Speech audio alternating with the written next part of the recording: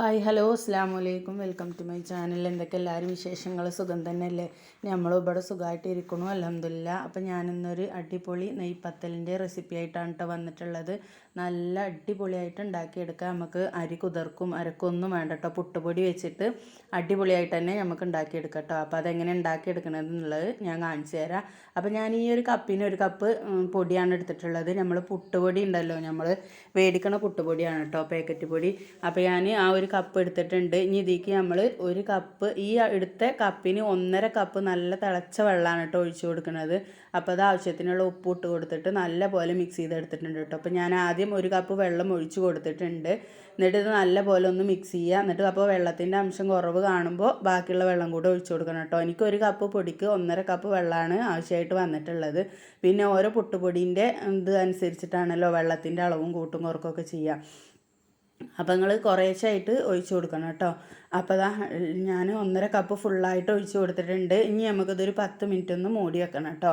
ഈ പൊടിയൊക്കെ ഒന്ന് കുതിർന്ന് സെറ്റായി വരട്ടെ. അപ്പോഴേക്കും നമുക്കിതിലേക്ക് വേണ്ട തേങ്ങയൊക്കെ ഒന്ന് ചതച്ചെടുക്കാം കേട്ടോ. അപ്പോൾ അതിന് വേണ്ടിയിട്ട് ഞാനിതാ ഒരു മുറി തേങ്ങ എടുത്തിട്ടുണ്ട്. ഒരു നുള്ളു ചെറിയ ജീരകം, ഒരു നുള്ളു വലിയ ജീരകം, പിന്നെ ഒരു 5-6 കൊച്ചുള്ളിയും കൂടെ എടുത്തിട്ടുണ്ട് കേട്ടോ. ഇനി ഇതൊക്കെ പോടെ മിക്സിയുടെ ജാറിലിട്ടിട്ട് നമുക്ക് വെള്ളമൊന്നും ചേർക്കാതെ ഒന്ന് ചതച്ചെടുക്കണം കേട്ടോ.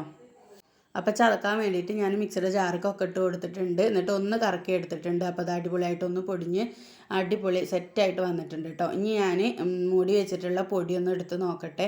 അപ്പോൾ കണ്ടോ, ആ പൊടിയൊക്കെ നല്ല പോലെ വെന്ത് സെറ്റായി കിട്ടിയിട്ടുണ്ട്. ഇനി ഇത് നമുക്ക് കൈ വെച്ചിട്ട് നന്നായിട്ടൊന്ന് കുഴച്ചെടുക്കണം കേട്ടോ. ഇതൊന്ന് കുഴച്ചെടുത്തതിൻ്റെ ശേഷം ഇതിലേക്ക് നമ്മൾ ഈ പൊടിച്ച് വെച്ചിട്ടുള്ള തേങ്ങ ഉണ്ടല്ലോ, ആ തേങ്ങയും കൂടെ അതിലേക്ക് ഇട്ട് കൊടുക്കണം. പിന്നെ ഒരു സ്പൂണ് പശുവിൻ്റെ നെയ്യും കൂടെ ചേർത്ത് കൊടുക്കണം കേട്ടോ. അപ്പോൾ അതാ ഒരു സ്പൂണ് നെയ്യും കൂടെ ചേർത്ത് കൊടുത്തിട്ടുണ്ട്. ഇനി നമുക്കത് നല്ല പോലെ ഒന്ന് കുഴച്ച് സോഫ്റ്റാക്കി കുഴച്ചെടുക്കണം കേട്ടോ. എന്നിട്ട് കുഴച്ചെടുത്തതിന് ശേഷം ഇതുപോലെ ഒരു ബോൾസ് ആക്കി എടുക്കണം കേട്ടോ. നമ്മൾ പൂരിക്കൊക്കെ എടുക്കണ മാതിരി.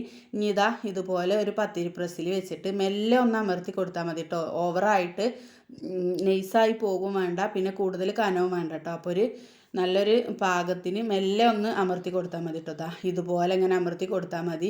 നല്ല അമർത്തി കൊടുത്താൽ എടുക്കാൻ ബുദ്ധിമുട്ടാണ്. ഇങ്ങനെ പ്രസ് ഇല്ലാത്തവരും എടുക്കാൻ ബുദ്ധിമുട്ടുള്ളവരാണെന്നുണ്ടെങ്കിൽ ഒരു കവർ വെച്ചിട്ട് അതിൻ്റെ ഉള്ളിലായിട്ട് ഈ ഉരുളകൾ വെച്ചിട്ട് അങ്ങനെ എടുത്താൽ മതി കേട്ടോ. അപ്പോൾ ഞാൻ എല്ലാതും അങ്ങനെ അമർത്തി എടുത്തിട്ടുണ്ട്. പിന്നെ ഞാൻ ചൂടായ എണ്ണയ്ക്ക് ഇങ്ങനെ ഇട്ട് കൊടുത്തിട്ടുണ്ട് കേട്ടോ. അപ്പോൾ ഇത് ഇട്ട് കൊടുത്ത ഉടനെ തന്നെ ഇങ്ങനെ ചെയ്തെടുക്കരുത്. ഒന്ന് കുറച്ച് നേരം കഴിഞ്ഞിട്ട് ഇതിങ്ങനെ പൊങ്ങി വരുമ്പോഴാണ് കേട്ടോ അതൊന്നിങ്ങനെ തവി കൊണ്ടൊക്കെ ഒന്നിങ്ങനെ സെറ്റാക്കി കൊടുക്കേണ്ടത്. അപ്പോൾ കണ്ടില്ലേ, ഞാൻ എല്ലാതും ഇതുപോലെ അടിപൊളിയായിട്ട് തന്നെ ഇങ്ങനെ പൊരിച്ചെടുത്തിട്ടുണ്ട് കേട്ടോ. നല്ല ടേസ്റ്റാണ് കേട്ടോ അത് കഴിക്കാൻ. നമുക്ക് കറി, ബീഫ് കറിയോ ചിക്കൻ കറിയോ അങ്ങനെ എല്ലാതിൻ്റെ കൂടെ കൂട്ടിയിട്ട് കഴിക്കാം. പിന്നെ വെറും ഇങ്ങനെ നല്ല കട്ടൻ ചായയുടെ കൂടെയൊക്കെ ഇങ്ങനെ വൈകുന്നേരങ്ങളിലോ രാവിലെയൊക്കെ ആണെങ്കിലും ഇങ്ങനെ കഴിക്കാനൊക്കെ നല്ല ടേസ്റ്റാണ് കേട്ടോ. അപ്പോൾ എല്ലാവരും ഇതുപോലെ ഒന്ന് ഉണ്ടാക്കി നോക്കുകൊണ്ടു. നമ്മൾ നെയ്പത്തൽ ഉണ്ടാക്കാൻ വേണ്ടിയിട്ട് പുഴുങ്ങല്ലരി കുതിർത്തിട്ടൊക്കെയാണ് ഉണ്ടാക്കിയെടുത്തിട്ടുണ്ടായിരുന്നത്. പക്ഷേ ഈ പുട്ടുപൊടി കൊണ്ട് വളരെ സിമ്പിളായിട്ട് നല്ല ഈസി ആയിട്ട് തന്നെ ഉണ്ടാക്കിയെടുക്കാം കേട്ടോ. കണ്ടോ, നല്ല പുറം നല്ല ക്രിസ്പി ആയിട്ടും ഉള്ളിൽ നല്ല സോഫ്റ്റ് ആയിട്ടും നല്ല ടേസ്റ്റാണ് കേട്ടോ തിന്നാനും. അപ്പോൾ എല്ലാവരും ഇതൊക്കെ ഒന്ന് ഉണ്ടാക്കി നോക്കുകൊണ്ടു.